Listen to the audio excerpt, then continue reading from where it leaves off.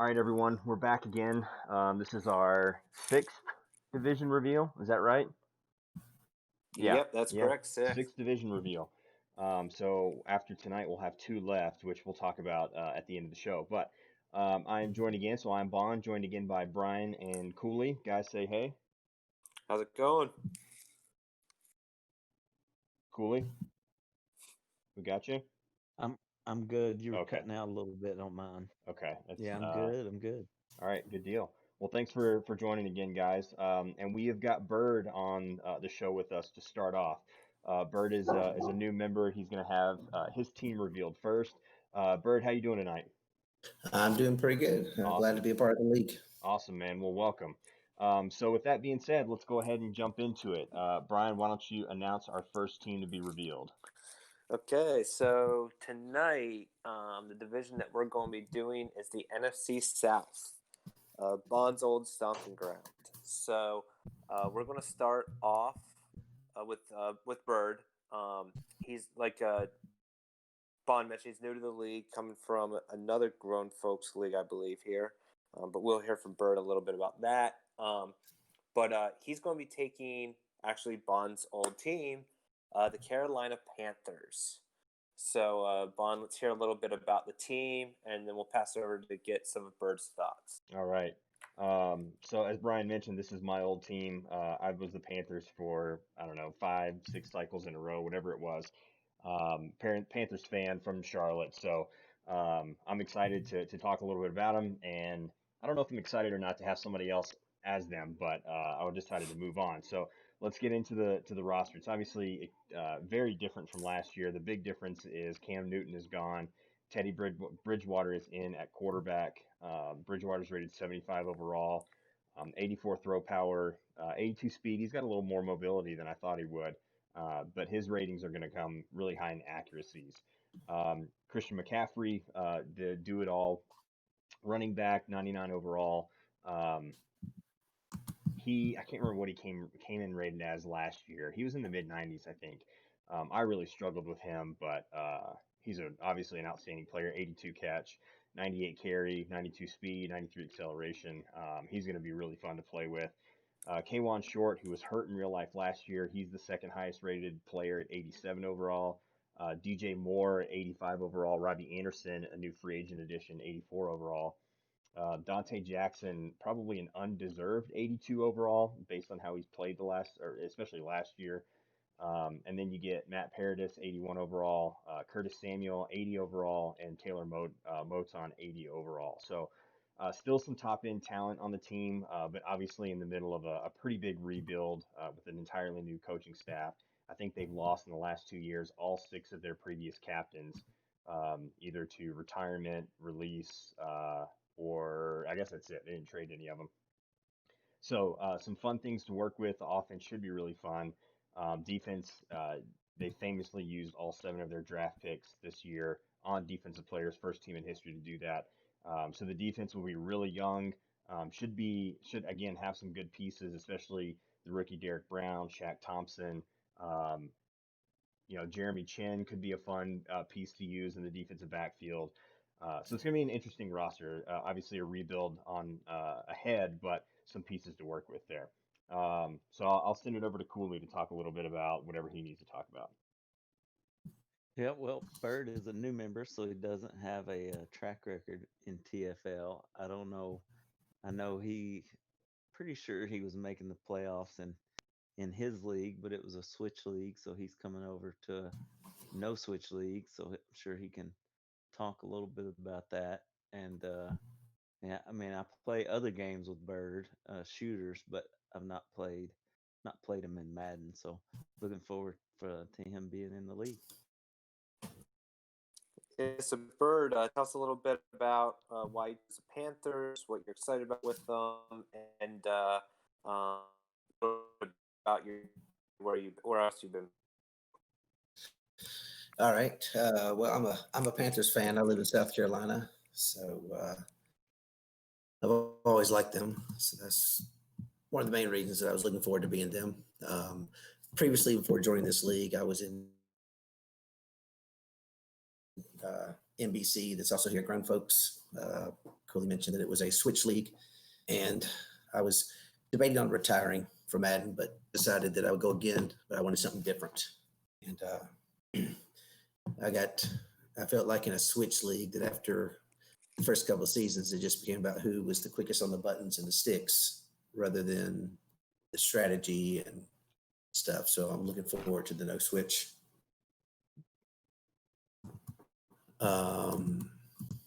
As far as this team, I'm excited with the offense. Obviously, the skill players, McCaffrey, the wide receivers, the speed. Not so sure on Bridgewater. We'll give him a go the first season to see that 84 throw power is not really exciting to see. I like a little bit 88 or higher, but we'll see how it goes. Greg Olsen will be missed. Obviously, I'm looking for tight end Thomas to step up big this season, take a big jump. But that offensive line is not looking very good. So that'll be my biggest place I focus on in trying to get talent is there. Defensively, we're going to be really young. The defensive line, I'm going to basically go with the Brown and the rookie Gross-Matos along with Burns. That's all 22-year-olds, and then have Kwan Short as the veteran leader in there to anchor that defensive line. I like the speed at the corners.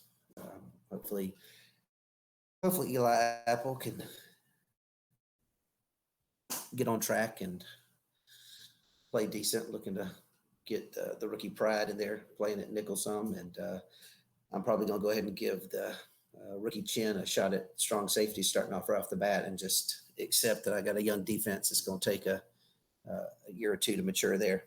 So, but overall, I like the pieces that are on here. I mean, there's no outside of McCaffrey and maybe a receiver. There's nothing outstanding, but I feel like there's a lot of talent overall.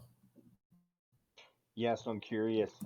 We talked about the loss of Cam. I didn't mention the loss of Luke Kuechly in the middle as well. The Panthers signed Tahir Whitehead to try to take over, but I know from my experience, Kuechly is kind of a savior in the middle of the field.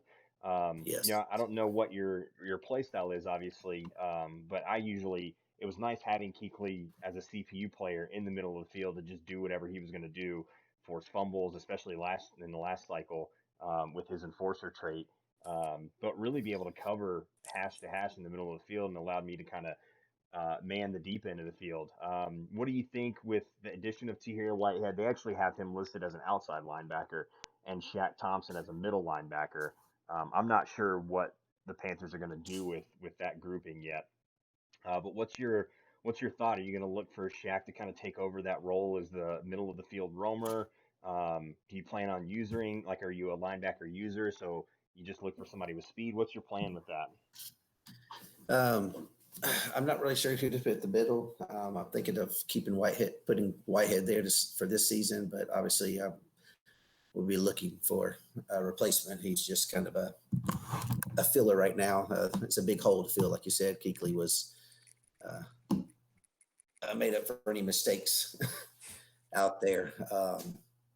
I do user. I kind of jump around. I try to mix up where I use your linebacker, safety. I'll jump on a corner every once in a while just to kind of I try not to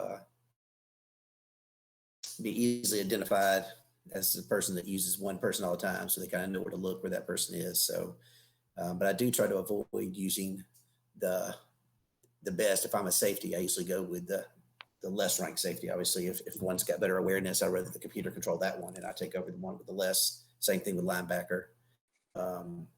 So when I use our linebacker, I do look for more speed and not worry about the awareness as much, since I'll have that control. So. Yeah, I think that'll be unique. We have a few guys that jump around, but for the most part in our league, guys stick to, if not one player, at least one position group when they go. We have a couple guys that'll jump from linebacker to safety, but for the most part, we're a pretty heavy linebacker user league. A couple guys on the D line, a few guys in the backfield. So that'll be interesting to see someone who mixes it up a little bit more.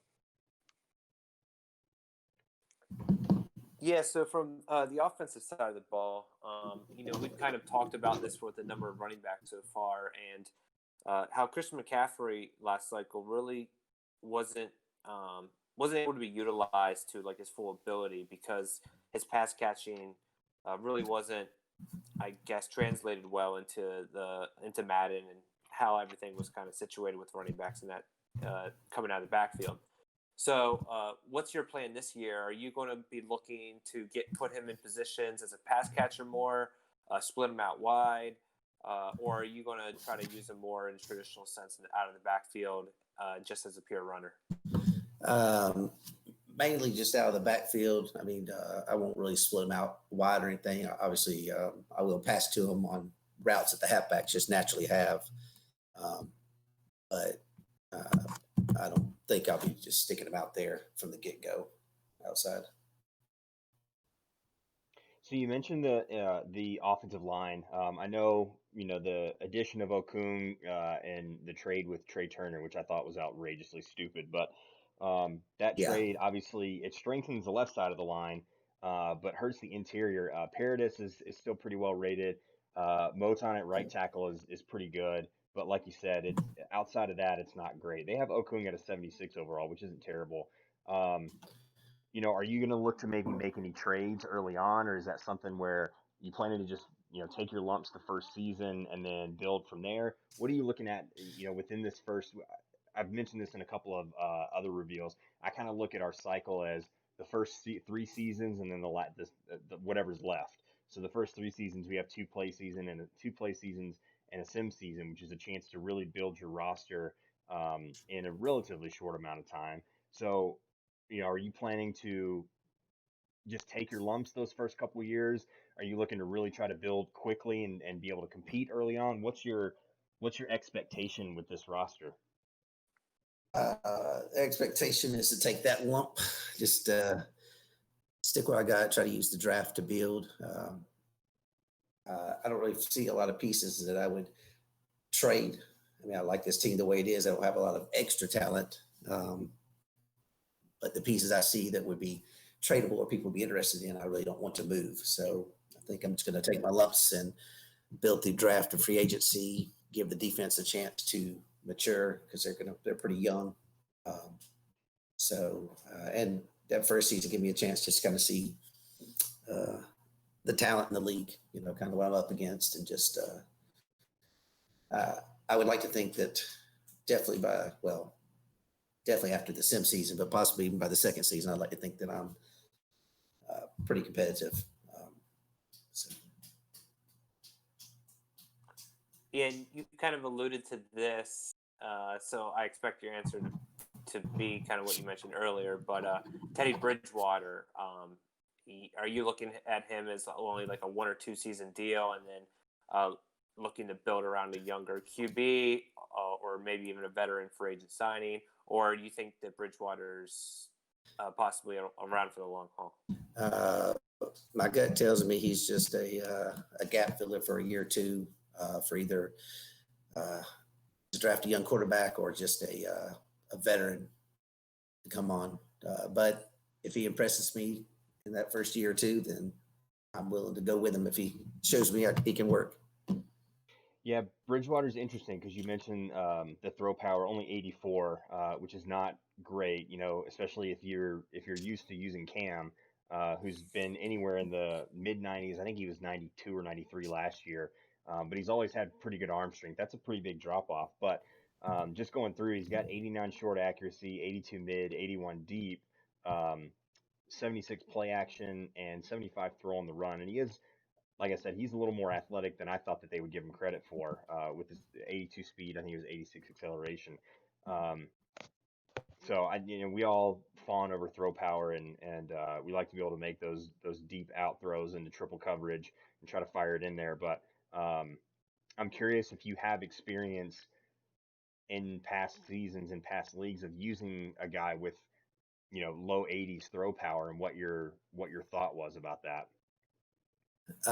I have never really used someone with low 80s throw power. Like I said, 88 was kind of as low as I was really wanting to go.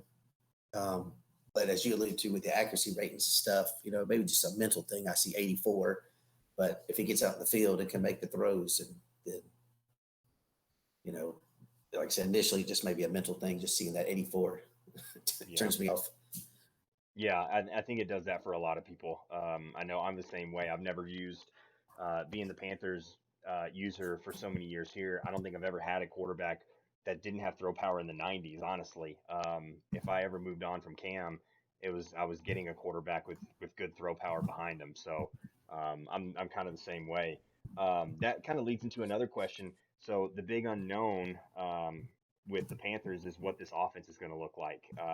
I seriously doubt Madden is going to have any kind of semblance of what their real offense is early on. So have you started thinking about what playbooks you might look into, what kind of offensive style you're going to run with this roster? No, I really haven't given that much thought, to be honest. It'll kind of be a thing I kind of play around with when it first comes out to kind of see what's out there. In the past, and I was the Panthers a couple of Maddens ago. I haven't been them in a while, so it's kind of nice to come back to them. But if I remember correctly, I wasn't really super fond of their playbook when I used it a few seasons ago.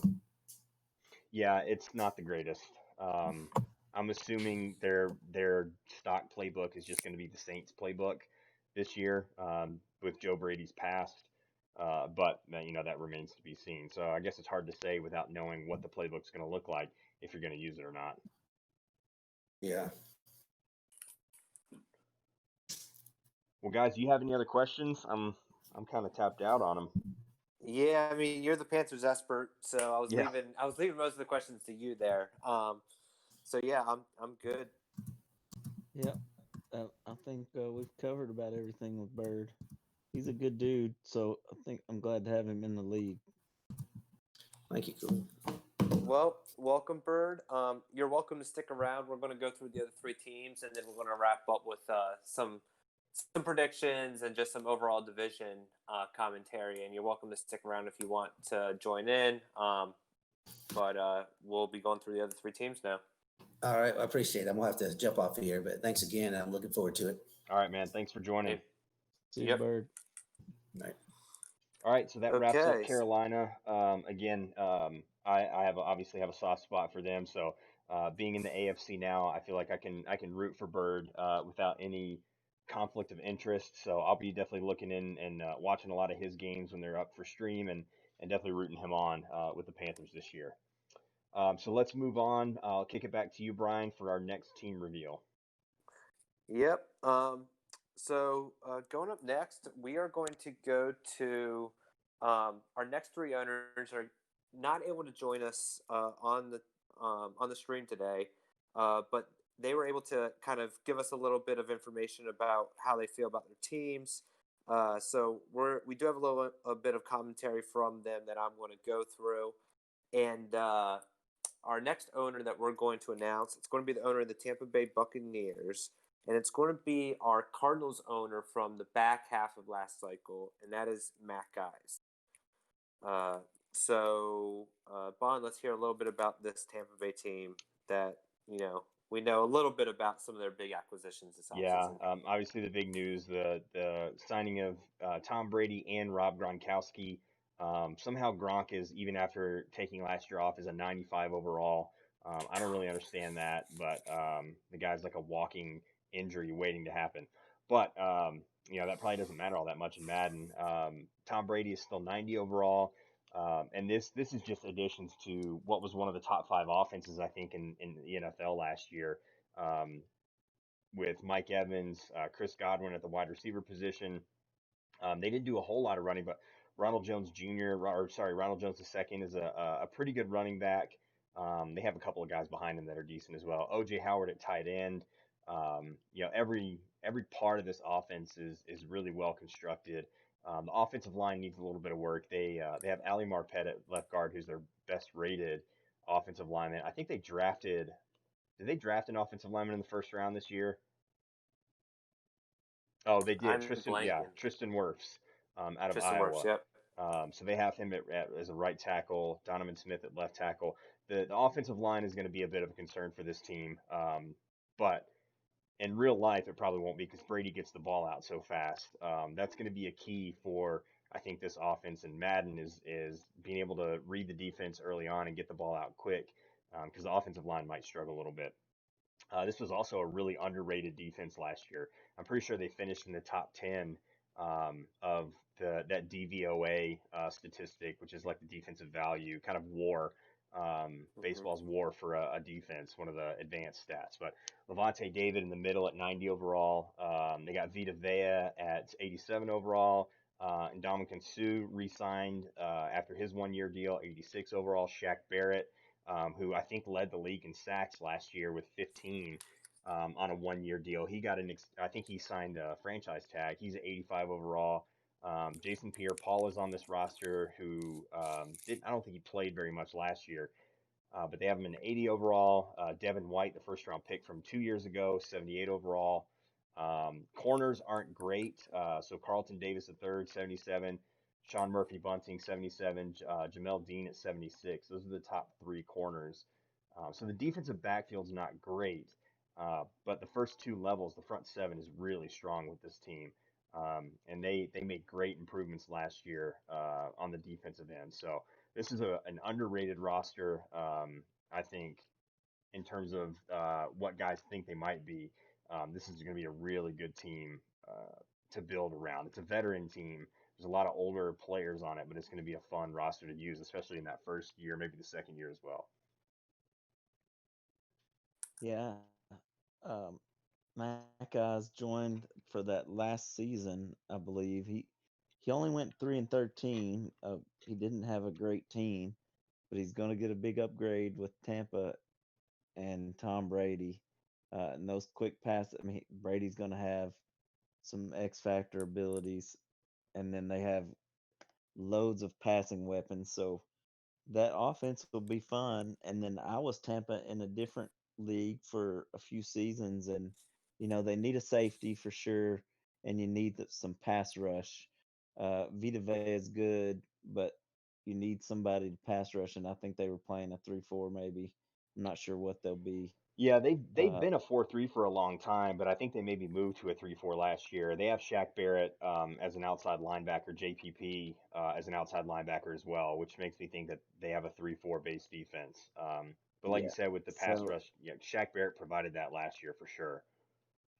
yeah, so that'll be an improvement, but they need one. JPP is, I don't know, he may be a little coming to the end of the line, but um, they Devin White's good. Get another um cornerback or linebacker there, then that defense is pretty good. So that's an overall good team, and I know Mac Eyes didn't have the best first season in the league, but he's definitely going to have an upgrade in his talent. Yeah, so I'll go over some of the key things that he kind of pointed out about what he liked about this team. I mean, obviously, you mentioned Tom Brady, Rob Gronkowski. You didn't mention a signing that probably happened after the ratings, so he's not on your list there, Bond. That's LaShawn McCoy, Oh, that's added right. I to that forgot they picked him up. running back core. So, Matt guy said he really likes to balance his passing and his running.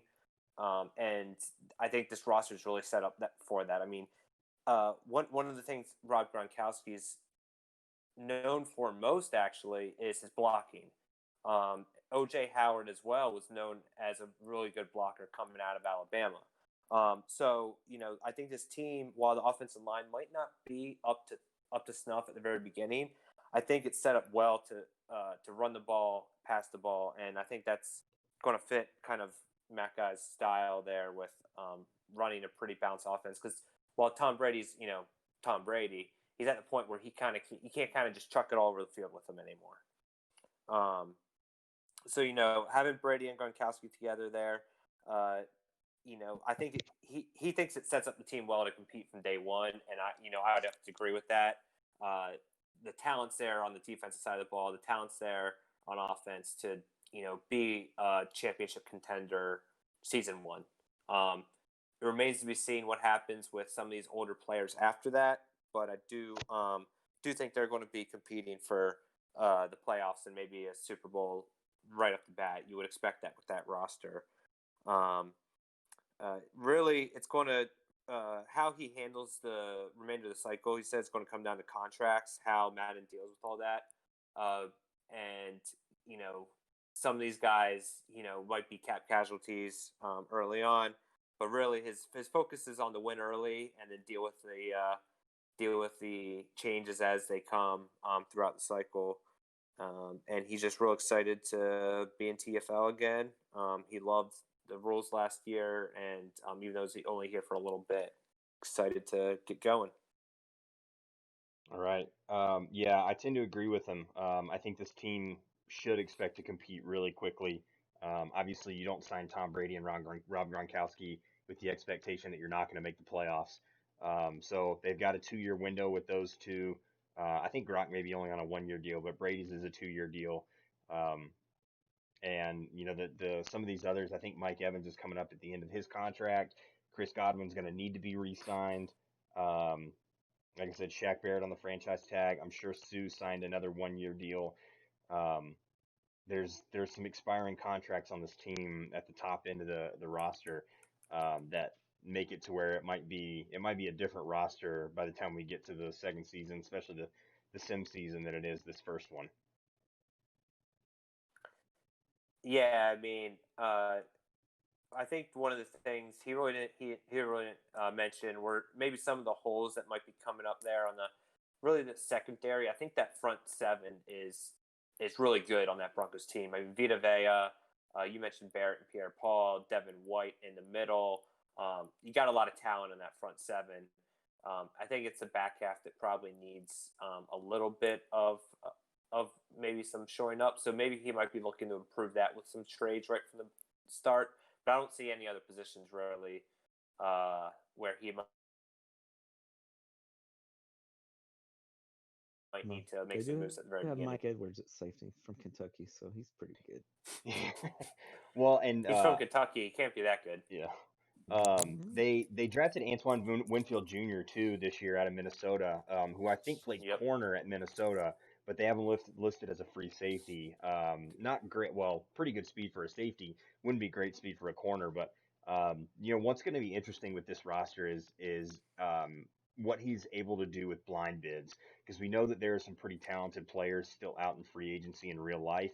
Jadeveon Clowney comes to mind. There's a couple of offensive linemen that are out that have yet to be signed. So depending on what happens between now and or I guess when Madden comes out with the first roster update, if any of these guys sign and where, there might be some big pieces, especially for this roster in particular, that he could try to get through blind bids and see if he gets another offensive lineman, then maybe that shores up the right side of the line a little bit, or the interior port, or if he can find a corner. That immediately upgrades the defensive backfield, because the front seven is one of the best in the game. It's really the corners and safeties that are not well rated. It's not like they're terrible. They're just not very they're not great. So maybe just one corner or an elite safety would be able to make a difference. Yeah, I mean, it's definitely going to be interesting to see. Matt Guy's, like Cooley mentioned, was 3-13 in his first season. If this Buccaneers team, if he can compete right away with it, I think that's going to be one of the big storylines for that first season is this team right here. All right, Cool. You got any final thoughts about the Bucs? No, they're just a kind of it's a team that's gonna really change from last Madden to this Madden because of Brady. So yeah, be interesting to see how that goes. All right, so that wraps up the Tampa Bay Buccaneers. Again, a lot of upgrades, especially on the offensive end. Team that should be looking to compete really early on in the cycle. So I'll swing it back to Brian, and he'll announce our next team reveal, the NFC South. Yep. So the NFC South, we're going to move on to the Atlanta Falcons.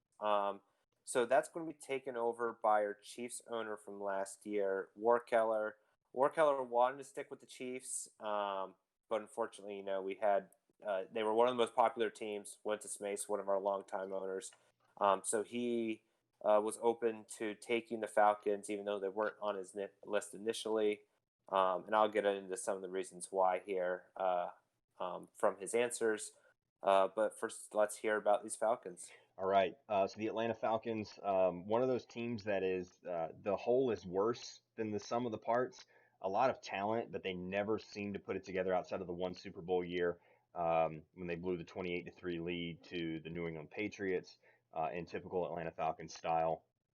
Um, they've been pretty bad since then. I think they finished third in the division last year, under 500, with a lot of really high-priced players that just can't seem to put it together. So we'll start at the top. Obviously, Julio Jones, one of the best receivers in the game, 97 overall. They added Grady Jarrett, I think, last offseason. He comes in at 90 overall. Alex Mack, they made the big trade a few years ago to acquire Alex Mack. He's still there, center at 89 overall. Matt Ryan entering, I don't know what, his 13th or 14th year, something like that. Still highly rated at 87 overall, still really productive as well, but just loves to throw really key interceptions at horrible times. Um, Deion Jones and Keanu Neal have been a terror in Madden since they were drafted. Jones is one of the fastest linebackers in the game, 91 speed, 92 acceleration, kind of in that mold of covering the middle of the field by himself. You don't really need to use him. Keanu Neal in the back end, he had the enforcer trait last year, so forced a ton of fumbles, kind of that in the box strong safety. He's not great in coverage, so he can be exposed by tight ends, but really good in run defense.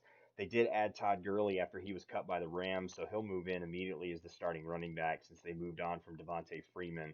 Um, I don't in the game that looks like an upgrade. I'm not sure in real life if it will be or not with Gurley's injury history. But again, another piece for the offense. Calvin Ridley, another Alabama receiver, 83 overall. I know in real life they're looking for him to break out, but still maybe a little underrated in the game. He's a really, really good receiver. And then you see some defense. Dante Fowler, Ricardo Allen, Tack McKinley, who was their first round pick a couple years ago. Demonte Kazee at safety. Um, it's a good roster. Like I said, there's a lot of talent on the team. They just for whatever reason haven't been able to put it together in wins and losses, and somehow their coach survived last year when it looked like he was going to get fired. I think they won 5 of the last 6 games to miss the playoffs and keep probably not a very good coach, but a good roster. Definitely some deficiencies on the defensive side, especially in the back end at corner. Their corners are not very good. Safeties are pretty solid, but and they don't have a lot of pass rush. So it'll be interesting to see how Warkeller can compete. Last year with the Chiefs, he had a really good offensive team. Struggled a little bit defensively, so he's kind of got that same mold of roster here with Atlanta. Yep. Um, he was really good with the Chiefs and especially Tyrone Hill. Uh, Tyreek Hill. Tyreek Hill. He finished 11-7 in his only season. Obviously, that's a winning season, and he went 2-1 in the playoffs. Uh, I think made it to the conference championship game. Mm-hmm. And lost one game before the lost to the Browns. Um, so really good player. When he had all that speed, he was very good. I think I played him the first game of the season, and eked out a win, and then he kind of went on a run. So he be interesting with the Falcons because every league I was in last year, the Falcons were really good at the beginning. So if you can kind of build with them, because I think they kind of have some spots that they really need to address. So if you address those and you can kind of handle your cap situation, I think the Falcons can be a team that can really compete down the road. They can compete early and they can compete down the road. Yeah. So Warkeller, like I said, initially wanted the Chiefs again. Was open to taking the Falcons. He's real excited about just being in this division because him and Matt guys and our last owner that we're going to announce are all friends outside of this league. They all know each other. So those three all being in the same division is definitely going to create some interesting rivalries that he's excited about. Um, I think the big thing he said about this team is, he feels like he can compete from day one, which cool. You kind of mentioned the Falcons seem like a team that everyone can from day one. Uh, he likes to run a little bit more of a spread offense, and I think that's one place where he's going to want to get a little bit more is after Jones and Ridley get some more speed on that offensive side of the ball. You obviously mentioned he's got Todd Gurley there from the running back perspective, and he really likes his defense because he likes to run kind of like a lot of this guys is basically a multiple D style, and this team has some of the players that to kind of do that that are flexible and can play in both a 3-4 and a 4-3. He's the two players that he highlighted as being most excited to use is Julio, arguably the best wide receiver in the game right now. There's a few guys you could give that title to, but he's kind of been consistently up there year after year. And then also, Bond mentioned Keanu Neal, 95 hit power is dangerous, even without that enforcer trait, depending on how that works this year. Having that kind of hit power can be very beneficial there on defense. He asked him, how he thought about the team and whether there was going to be any sort of rebuild. He said something kind of funny. He said, anybody who thinks they need to rebuild has no business coaching. So I'll take that to mean that he's going to be just continuously improving this team, looking to compete from day one and looking to compete every season after that. I don't think there's going to be any explicit rebuild in his plans this cycle. So it's going to be interesting to see how he does that. One of the big things he did say that, I don't think we've had a person mention it yet this cycle with the reveal and everything like that, is he actually brought up the training in Madden as a key factor for him, saying that, knowing exactly who to train, how often to train them. I'm assuming he's referencing the focus training will be key to kind of building that team and getting better. And I don't think we haven't had anyone else mention that. I think it's a really good point that kind of gets overlooked, that focus training can be really beneficial in improving the right players, because you could waste a lot of training on a guy who just ends up not starting for you or is gone after, a season or two. And his favorite thing about TFL as a whole, said really likes the no switching and the realism from a team building aspect. And then also the social aspect here on Discord, which, involves what we're doing here with the team reveal and everything. So I think that he's excited about being the Falcons. He's excited mostly about being in this division with two of his buddies. So it's going to be interesting to see this team again, just like the Buccaneers. It's going to be dangerous from day one. We'll be interested to see what happens every season after that. But I think Warkeller's going to be a force to be reckoned with this team. Yeah, a couple of interesting comments from there. So you mentioned his multiple defense, and that's something that kind of looking through the roster, this team has a lot of pieces that can move around.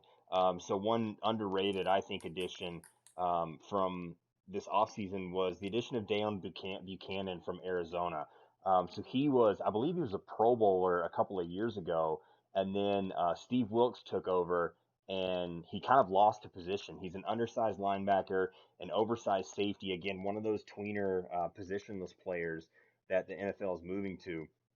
88 speed, 91 acceleration.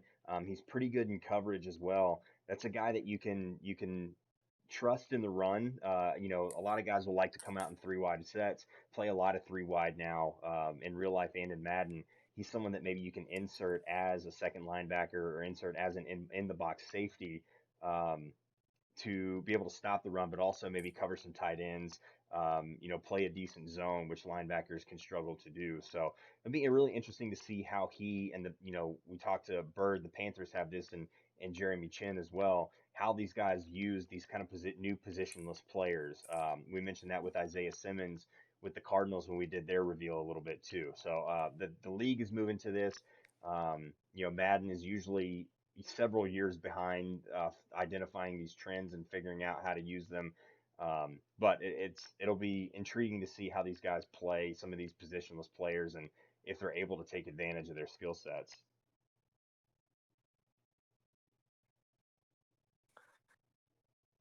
Yeah, I mean, I think that Dwayne Buchanan combined with Deion Jones, who you mentioned earlier, and Keanu Neal, I don't know if there's a more dangerous top three players, just from a Madden perspective, in this league. Those are three guys who can hit hard, can cover for the most part, tight ends and running backs, and sometimes slot receivers, and are all really, really good in the run game and stopping the run.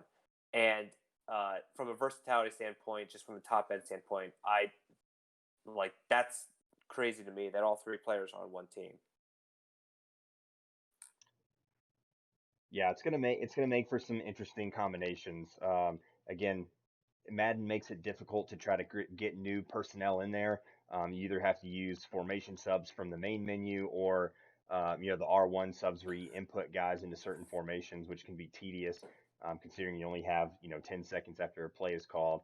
So I'm just intrigued how they're going to be utilized. How Bird is going to use Jeremy Chin with the Panthers, and how Warkeller is going to utilize some of these pieces. Deion Jones and Keanu Neal are going to be in there every play on defense, but when does he have a chance to get Daniel Buchanan in there in those kind of maybe 3rd and 5, 3rd and 6 situations where a run is still a possible play, but you need some good coverage guys as well. So, I'm just interested in that. You also mentioned looking to upgrade the wide receivers. I'm looking through, and after Calvin Ridley, Laquan Treadwell, who was a huge bust out of Ole Miss, just can't seem to catch from a first round pick. He's their third rated receiver right now at 69 overall. They added Hayden Hurst, who's a pass catching tight end from Baltimore. But there's not a lot after Calvin Ridley in terms of receiving. So receivers tend to be a dime a dozen in Madden. Guys have a lot of success with really poorly rated receivers, and they have consistent or have historically. So that's probably an area where he can shore up pretty quickly. But something that he's probably going to be targeting early on, as he mentioned.